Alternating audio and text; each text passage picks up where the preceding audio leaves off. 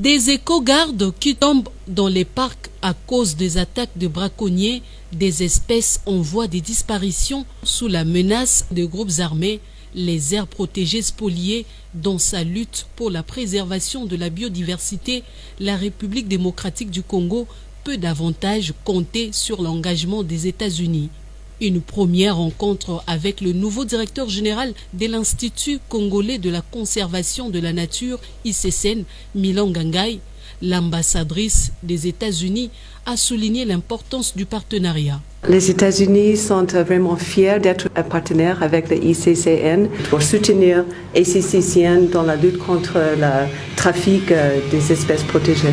Envers 50 millions de dollars juste en l'année dernière, avec un engagement pour les années à venir dans le même sens, à renforcer la sécurité, à préserver la biodiversité et aussi à sauvegarder les espèces protégées. Il y a beaucoup de défis. Et la sécurité est l'un des défis. Mais je pense qu'avec l'assistance de tous les partenaires, avec l'engagement et l'implication de le gouvernement, on va vraiment devenir une situation où les populations sont bien impliquées dans la protection de ces zones et il y aura une sécurité qu'il faut.